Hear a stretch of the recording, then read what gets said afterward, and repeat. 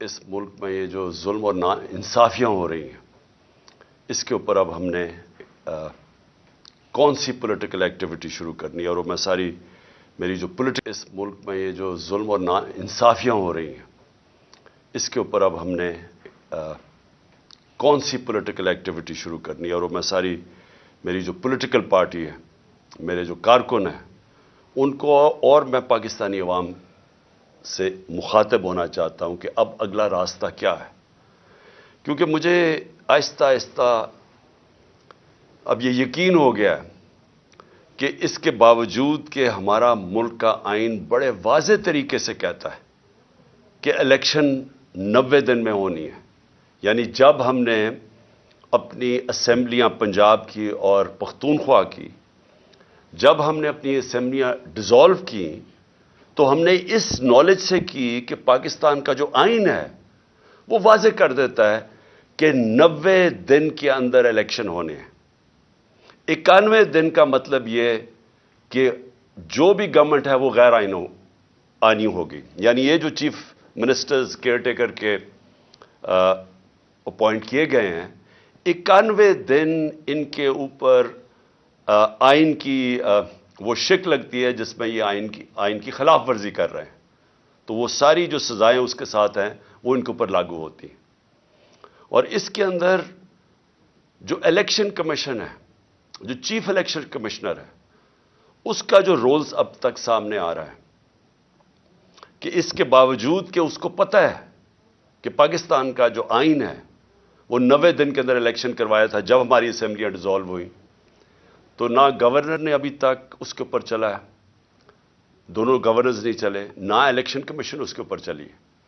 اور جو سب سے حیرتناک بات ہے کہ الیکشن کمیشن بے بسی ظاہر کر رہی ہے کہ جی پیسے نہیں ہیں، وہ کوئی گورنمنٹ کا ادارہ میرے ساتھ تعاون نہیں کر رہا، کہ جی وہ کوئی کہتا ہے، ہر قسم کی ہم خبریں پڑھتے ہیں کہ جی پولیس نہیں ہوگی تو فوج نہیں ہوگی۔ تو میرے پاکستانیوں یہ سمجھ جائیں کہ جس دن پاکستان کے آئین کے اوپر کوئی عمل نہیں ہوتا اور پاکستان کی جوڈیشری عمل نہیں کروا سکتی، یعنی جوڈیشری فیصلہ کرتی ہے کہ یہ ہونا چاہیے آئین، اور یہ آئین، کیونکہ جوڈیشری تو آئین کی انٹرپریٹیشن کرتی ہے، تو وہ جب ایک چیز سامنے رکھتی ہے کہ یہ واضح آئین میں، اور اس کے بعد کوئی بھی حکومتی کوئی بھی ادارہ ڈپارٹمنٹ یہ کہے کہ ہم جی اس میں تعاون نہیں کر سکتے، اس کے بعد ملک کا قانون ختم ہو گیا۔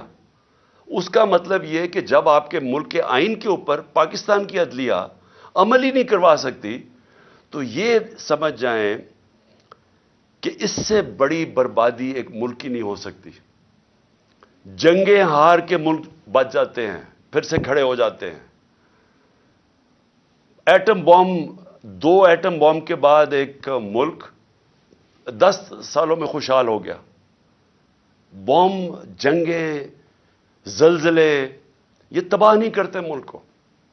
ملک تباہ ہوتا ہے جب اس ملک کا انصاف ختم ہو جاتا ہے، جب اس ملک میں رول آف لا ختم ہو جاتا ہے، جب اس ملک کے جو بنایا ہوا آئین ہے اس کے اوپر عمل ختم ہو جاتا ہے، اور جب ججز اپنی ججمنٹ سے ایک ملک کے اوپر امپوز نہیں کر سکتے۔ تو ہم آج ادھر کھڑے ہو گئے ہیں، ہم آج ادھر کھڑے ہیں کہ ہم تماشا دیکھ رہے ہیں۔ میں پولیٹیکل پارٹی کا ہیڈ ہوں، ہم انتظار کر رہے ہیں کہ کب 90 دن کے الیکشن کا کب شیڈیول آئے گا۔ ہم نے پھر سے میں کہتا ہوں کہ میں کوئی پاگل تو نہیں تھا کہ میں اپنی 2 گورنمنٹس گرا دوں، ڈیزالو کر دوں۔ ہم نے تو آئین کو سامنے رکھتے ہوئے ڈیزالو کیا۔ پہلے ہم ان کو کوشش کرتے رہے، ان کو کہتے، یہ جو امپورٹڈ حکومت آئی ہے ان کو بار بار کہتے رہے کہ دیکھیں یہ ملک آپ نہیں چلا سکتے، آپ کے پاس پبلک مینڈیٹ نہیں ہے۔ الیکشن سے جو آتا ہے اس کے پاس مینڈیٹ ہوتا ہے، جو آکشن سے آتا ہے، یعنی جو لوگوں کے ضمیروں کی قیمت لگا کے کروڑوں روپے حرام کا پیسہ خرچ کر کے لوگوں کو خرید کے گورنمنٹ کراتا ہے، اس کے پاس پبلک مینڈیٹ نہیں ہوتا، وہ اس ملک کو کبھی بھی نہیں سنبھال سکتا تھا۔ جدھر مشکل فیصلے کرنے پڑے، یہ کہتے ہیں جی ہم نے بڑے مشکل فیصلے کیے، انہوں نے کیا مشکل فیصلہ کیا؟ قیمتیں بڑھا دی۔ یہ کوئی مشکل فیصلہ ہے کہ آپ آگے ہر بجلی کی، گیس کی، سب کی، اور یہ جو قیمتیں بڑھاتے جا رہے ہیں کہ جی ہمیں آئی ایم ایف نے کہا. ہم بھی آئی ایم ایف کے نیچے تھے، ہم 2.5 سال آئی ایم ایف کے نیچے تھے، ہمیں بھی کہا جا رہا تھا قیمتیں بڑھائیں.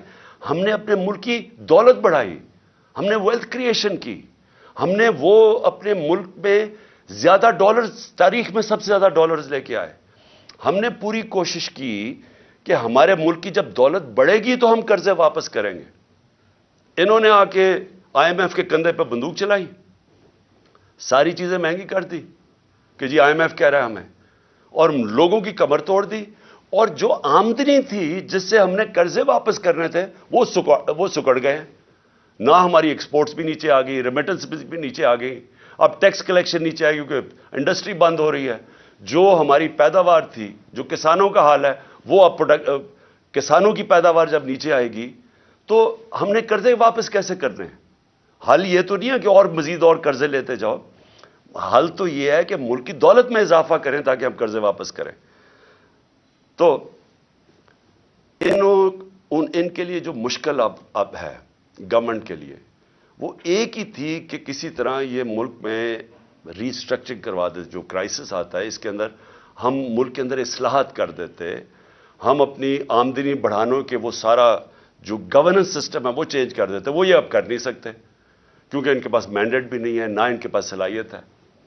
لیکن میں آج اپنی قوم کے سامنے جو بات کہنا چاہتا ہوں کہ دیکھیں، اگر کسی کا خیال ہے، یہ میں پہلے بھی کہہ بیٹھا ہوں، کہ کوئی بڑا قابل، کوئی جینیس، کوئی اکانومسٹ دنیا سے باہر لے آئیں اور وہ ہمیں کوئی ایسی اکنامک پالیسی دے جس سے ملک اٹھ جائے گا، تو آپ کو سمجھنا چاہیے کہ اکنامک پالیسی ایک ملک کی انوائرمنٹ کے اندر بنائی جاتی ہے. یعنی ایک ماحول ہوتا ہے جس کے اندر اکنامک پالیسی امپلیمنٹ کی جاتی ہے، اور وہ اس کے اندر آپ کا گورننس سسٹم ہے، یعنی آپ کی گورنمنٹ کیسے چلتی ہے. سب سے اہم چیز ہوتی ہے رول آف لا. وہ کیوں امپورٹنٹ ہوتی ہے کہ اس میں جب میں کانٹریکٹ، میں مثلا سرمایہ کار پاکستان میں پیسہ لگانا چاہتا ہوں، تو کیا میں اپنا کانٹریکٹ انفورس کر سکوں گا؟ کیا عدلیہ میری انویسٹمنٹ کو پروٹیکٹ کرے گی؟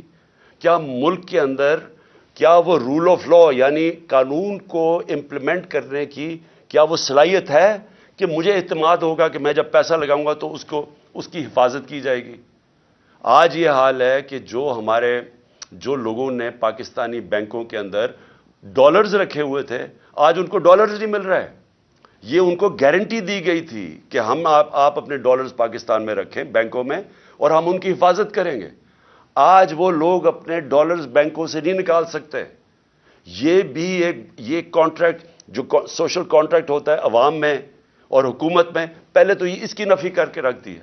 اب سوچیں کون باہر سے پیسے لے کے آئے گا پاکستان میں؟ بلکہ بیرون ملک پاکستانی ابھی بھی اپنا پیسہ نکالنا شروع ہو گئے ہیں یا پیسہ نہیں لا رہے پاکستان میں، جس کا مطلب کہ ڈالرز مزید اور کم ہوتے جا رہے ہیں پاکستان میں، جس کا مطلب ڈالر کے قرضے بڑھتے جا رہے ہیں پاکستان میں.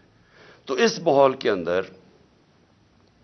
یہ جو آج اتنی بڑی ہمارے آئین کی خلاف ورزی ہو رہی ہے کہ 90 دن سے یہ کوئی ان کی سوچ نہیں نظر آ رہی کہ 90 دن کے اندر الیکشن کروانا ہے، بلکہ پورا دباؤ رکھا جا رہا ہے، ہر ادارے کے اوپر دباؤ رکھا جا رہا ہے کہ کسی نہ کسی طرح یہ الیکشن کو کھینچے، کیونکہ یہ ساری جو پی ڈی ایم ہے یہ الیکشن سے بھاگ رہی ہے، ڈرتی ہے الیکشن لڑتے ہوئے.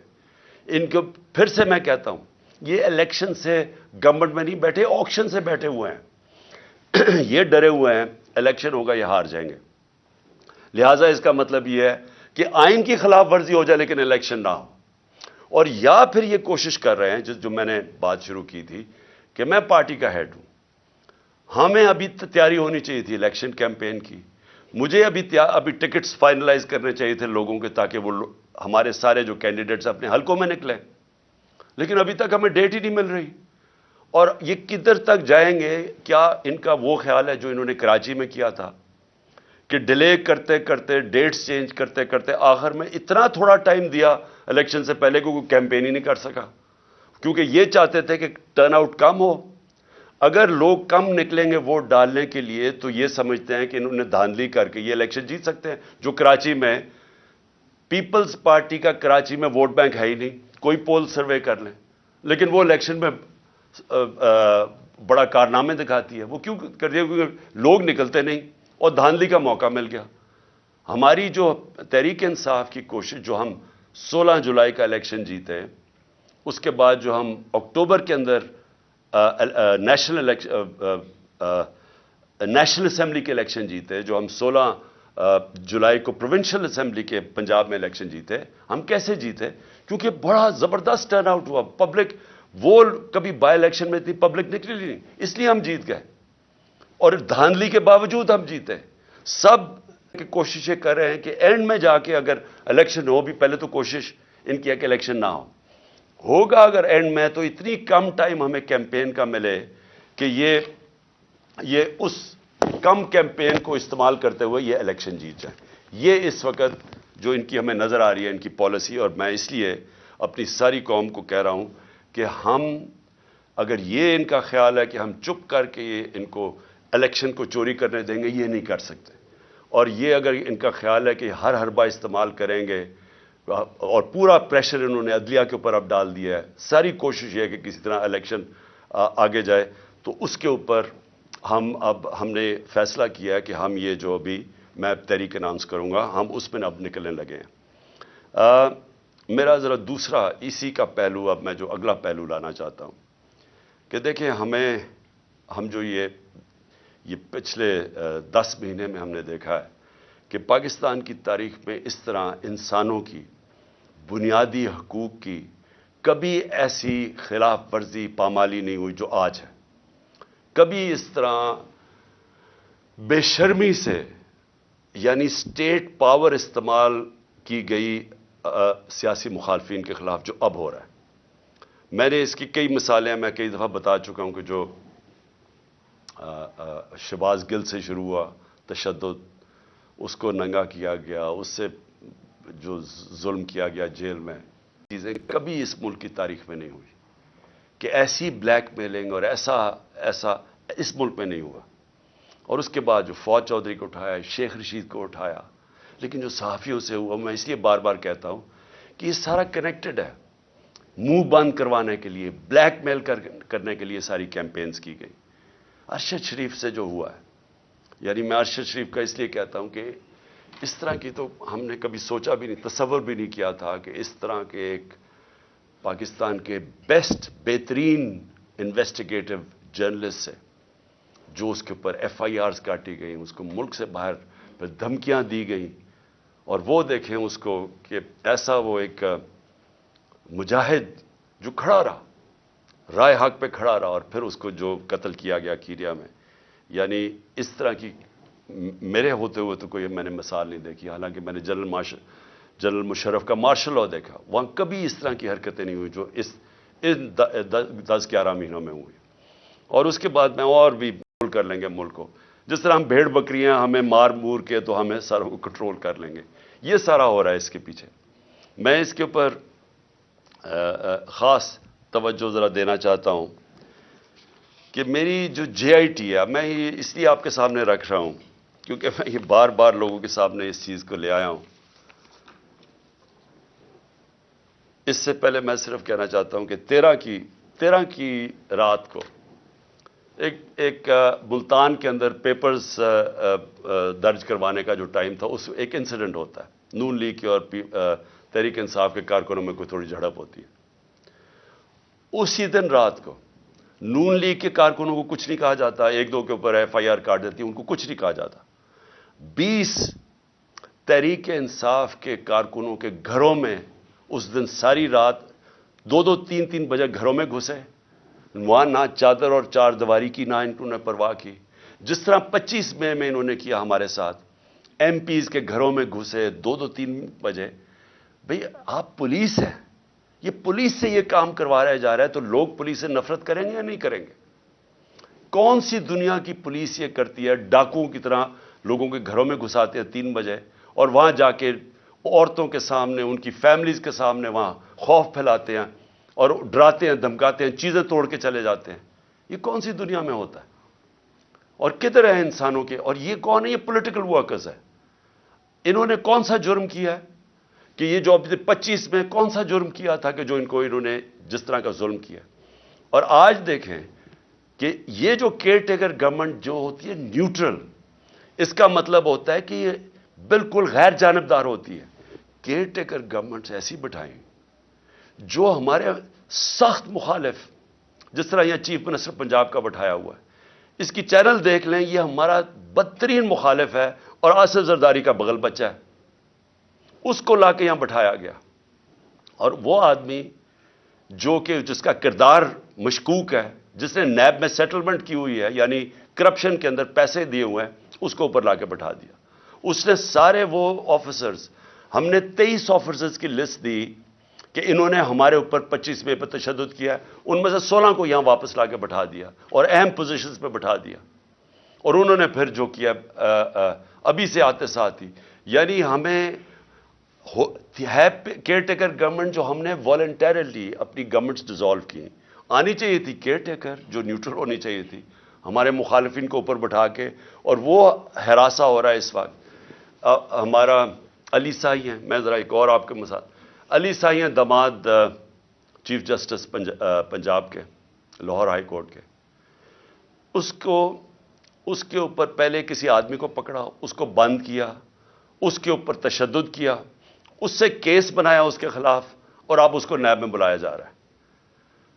عثمان ڈار ہمارے وہاں سیالکوٹ کے جو ایم این اے کے ایسپرنٹ ہیں،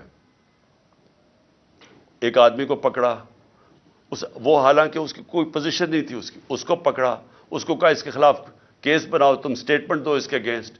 اس کو لے کے گئے، اس کو بند کیا، سیف ہاؤس میں بند کیا، اس کو پہلے مارا، دھمکایا، ننگا کیا. اس کے بعد کہا آپ کے بیوی بچوں سے ہم یہ کریں گے، اگر آپ یہ نہیں کریں گے. اسے سٹیٹمنٹ سائن کروا لی. اور یہ صرف اور صرف کوشش ان کی کہ کسی نہ کسی طرح تحریک انصاف کو کمزور کیا جائے، ڈرایا دھمکایا جائے. اس وجہ سے میں وہ اب یہ تحریک اناؤنس کر رہا ہوں اس کے بعد کہ ان کا جو آپ کا شوق ہے انشاءاللہ ہم آپ کا شوق پورا کر دیں گے. لیکن جو افسوسناک چیز ہے، میں یہ صرف اپنے کارکنوں کا اس لیے بتانا چاہتا ہوں کہ ایک تو یہ کیا کرتے ہیں کہ ان کے اوپر ظلم کرتے ہیں لوگوں پہ، پھر اس کی کہانیاں آتی ہیں ہمارے لوگوں کے پاس کہ جی یہ آپ کے اوپر ظلم کیا گیا تاکہ وہ باقی لوگ ڈر جائیں. ہمارے ایک ایم پی ہیں پنجاب کے، اس کو انہوں نے بلا لیا، ڈرایا. جو پنجاب میں تھے جن کو اب او ایس ڈی کر دیا، ان کو بار بار پوچھتے تھے جی بچاؤ، کوئی کرپشن ہے، کوئی انہوں نے کچھ کیا، کوئی انہوں نے پیسے لیے کوئی پوسٹنگ ٹرانسفر پہ. یہ آج حال ہے کہ کیونکہ یہ چاہتے ہیں کہ ہم ان کرپٹ لوگوں کو مان جائیں، تو اس طرح کے حالات ہیں. لیکن میں جو سب سے جو ہم سب کے لیے ایک فکر کرنے والی بات ہے، میرے اوپر حملہ ہوتا ہے، ایکس پرائم منسٹر، وہ پہلے میں کہتا ہوں کہ یہ حملہ ہونے والا ہے، میں بتایا سب کو، میں نے میڈیا پہ گیا. لیکن اب جب مجھے پتا تھا کہ یہ ساری جو پلاننگ ہو رہی ہے، کیوں اس کے بعد ہمیں تو پوری خبریں آ رہی تھی اور اندر سے خبریں آ رہی تھیں کہ یہ ہونے والا ہے.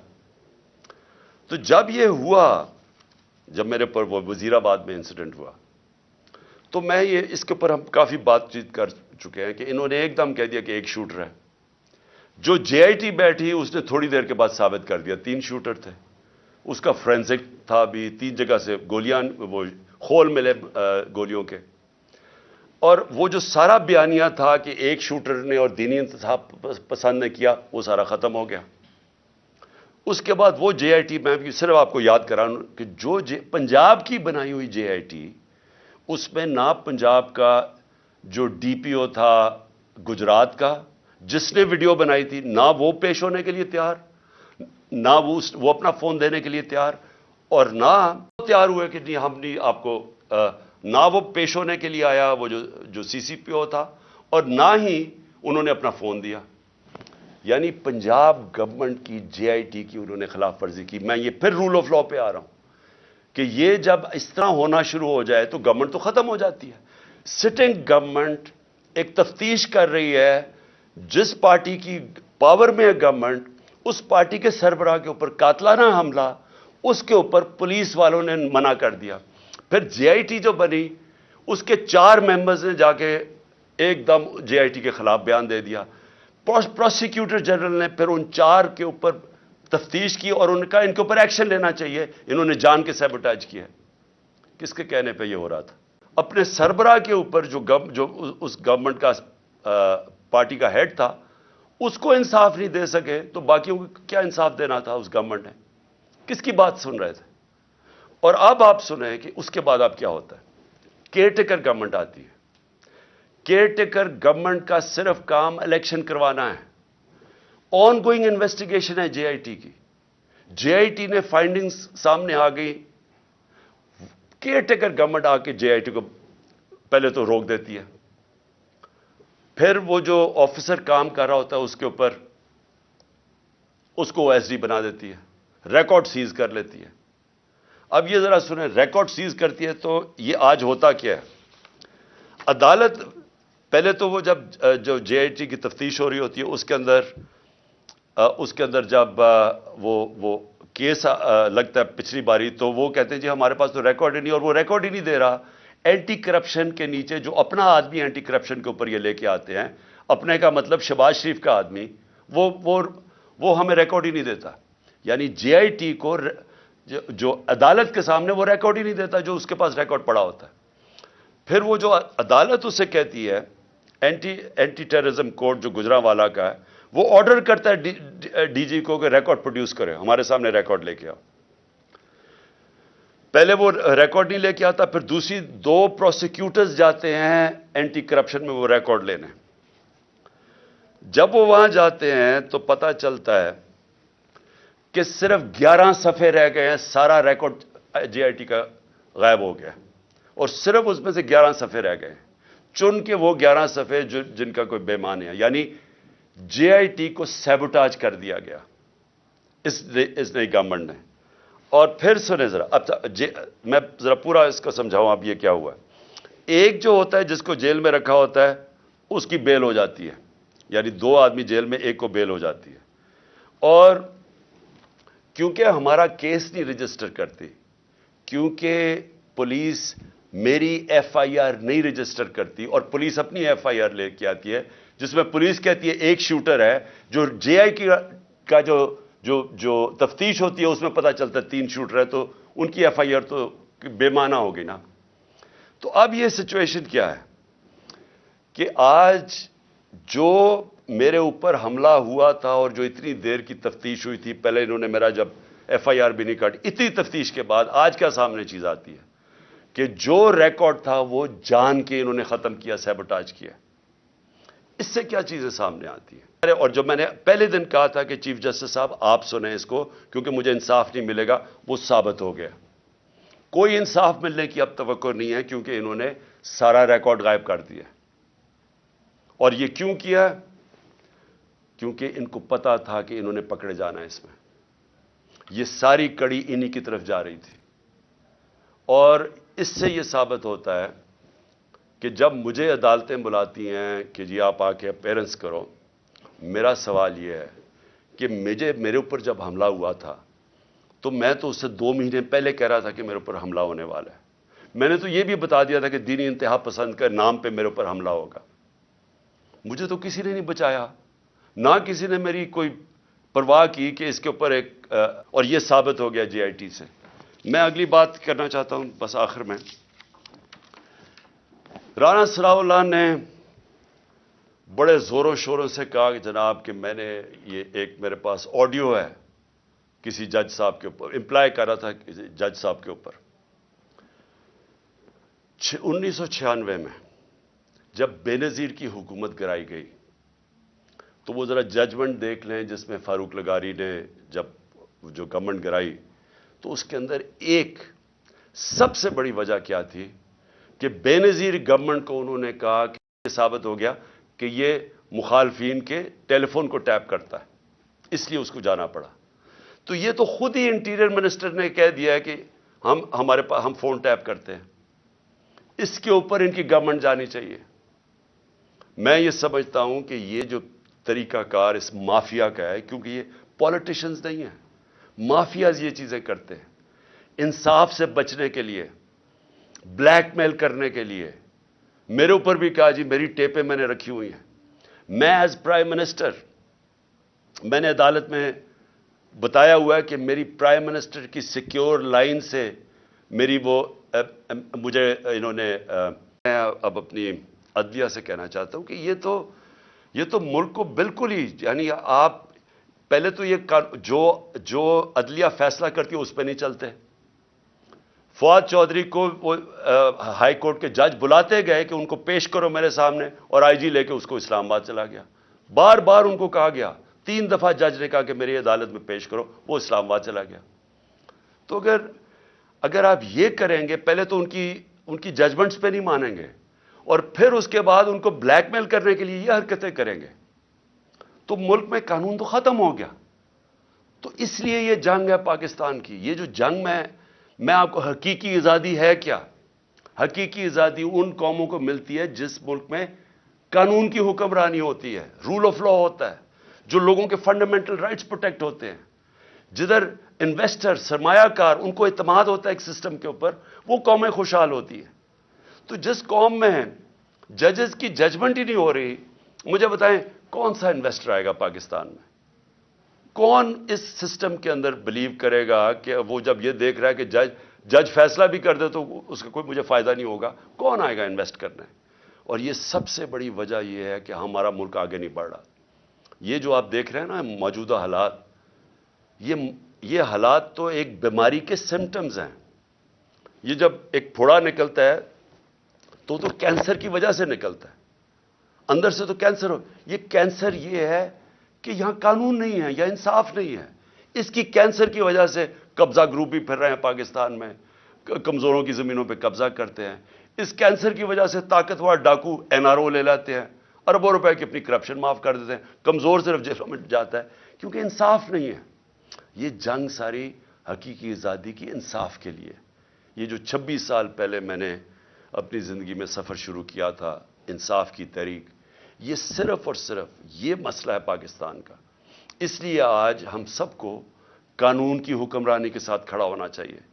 یہ جو کر رہے ہیں، یہ جو مافیا اوپر بیٹھا ہوا ہے اور ان کو بٹھایا گیا، اس مافیا کے سامنے ہمیں کھڑا ہونا پڑے گا. میں اناؤنس کر رہا ہوں انشاءاللہ بدھ سے وینسڈے کو اپنی جیل بھرو تحریک. میں اپنی ساری پارٹی کو آج کہہ رہا ہوں کہ تیاری کریں. ہم نے شروع کرنا ہے لاہور سے، اور ہم پھر پاکستان کے بڑے بڑے ہر اگلے دن بڑے بڑے شہروں کے اندر ہم جیل بھرنے کی اپنی تحریک شروع کریں گے، جیل بھریں گے. ہم کیا بتانا کی کوشش کر رہے ہیں؟ ہم سب سے پہلے تو اپنی قوم کو یہ کہنا چاہتے ہیں کہ اب خوف کے بت کو توڑ دو. یہ جو ہم خوف کے سامنے جھکتے ہیں، میں ساروں کو بار بار وہ مثال دیتا ہوں کہ کوفہ کے لوگ سب جانتے تھے کہ حضرت امام حسین رائے حق پہ ہیں، لیکن یزید کے خوف کی وجہ سے نہیں مدد کرنے آئے. اور وہ آج تک، جب تک دنیا رہے گی وہ پچھتائیں گے، ادھر کے لوگ پچھتائیں گے کیوں نہیں ہم کھڑے ہوئے. اور اسلام کی تاریخ کا سب سے بڑا سانیہ ہم نے ہونے دیا. وہی آج حالات ہیں. آج بھی پاکستان کے اندر ہم یہ ڈراتے ہیں ہمیں، جس طرح فرعون سے ڈر کے وہ سارے لوگ غلام بنے ہوئے تھے جب حضرت موسیٰ آئے اور انہوں نے کوئی اس کا سامنا کھڑا ہوا. آج بھی یہ کوئی آپ اپنے ذہن سے نکال دیں کہ یہ جو ہمیں ڈراتے ہیں نا کہ ہم آپ کو جیلوں میں ڈال دیں گے. اور میں خاص طور پہ وہ سارے لوگوں کا شکریہ ادا کرنا چاہتا ہوں جو جب ان کو پتہ چلتا ہے مجھے جیل میں ڈالنے آ رہے ہیں تو سارے یہاں آ جاتے ہیں اور ساری رات میں ان کی آوازیں سنتا ہوں اور نعرے سنتا ہوں. تو میں ان کا شکریہ ادا کرنا چاہتا ہوں. لیکن میں ان کو بھی سب کو کہنا چاہتا ہوں کہ دیکھیں، یہ ہمیں یہ جو جیل سے ڈرا رہے ہیں، ہم جیل بھر دیں گے ان کے پاس جگہ ہی نہیں ہوگی جیلوں کے اندر. لیکن یہ تو نہیں ہوگا کہ جیل کے خوف سے یہ ہر قسم کا ظلم کریں اس ملک پہ، چوروں کو اوپر مسلط کر دیں، چور پھر ہمیں ڈرائیں جیلوں سے، عوام کی کمر توڑ دیں مہنگائی سے. ان کے پیسے باہر پڑے ہیں، ان کو فرق ہی نہیں پڑتا، ڈالرز میں ان کے پیسے پڑے ہیں. قوم کی یہاں بیچارہ تنخواہ دار طبقہ آج کیسے گزارا کرتا ہوگا؟ یہ اس سے پہلے یہ جو ابھی انہوں نے مہنگائی کی، ابھی یہ جو منی بجٹ دیا ہے، اس سے پہلے اگر آپ کی پچھلے 1 سال پہلے آپ کے بینک میں، بلکہ اپریل میں 10 مہینے پہلے آپ کے بینک کے اندر آپ کی تنخواہ تھی، بینک نہیں، آپ کی تنخواہ ماہانہ 30,000 تھی، آج صرف وہ 20,000 رہ گئی ہے. یعنی آج صرف وہ 20,000 کی چیزیں خرید سکتے ہیں. اور اب ایک اور مزید طوفان آ رہا ہے مہنگائی کا. جو آج مہنگائی ہے، آج کی شرح میرے خیال میں 30-32 تھی، آج اس سے بھی اوپر چلی گئی ہے، 38-39 پہ چلی گئی ہے۔ اس کا مطلب یہ مزید مہنگائی ابھی اور بڑھے گی۔ تو ان کو تو فرق ہی نہیں پڑتا کیونکہ ان کے پیسے باہر پڑے ہیں، اور ڈالرز کا مطلب کہ ان کے پیسے پاکستان کے مقابلے میں اس میں اضافہ ہو رہا ہے دولت میں، کیونکہ ہمارا جس طرح روپے کی قیمت گرتی رہی ہے اور مہنگائی بڑھتی جا رہی ہے تو روپیہ کم چیزیں خریدتا ہے، لیکن کیونکہ ڈالرز میں ہے وہ ڈالر زیادہ چیزیں خریدتا ہے، تو ان کو کوئی نقصان نہیں ہو رہا۔ یہ جو ملک میں اس وقت عذاب آیا ہوا ہے مہنگائی کا، تو انشاءاللہ بدھ کو میں سب کو آج اپنی ساری قوم کو بھی، اپنی تحریک، اپنی پارٹی کو، سب کو کہہ رہا ہوں کہ ہم یہ شروع کریں گے اور یہ سارے پاکستان کے اندر ہماری یہ تحریک جائے گی۔ پاکستان زندہ باد۔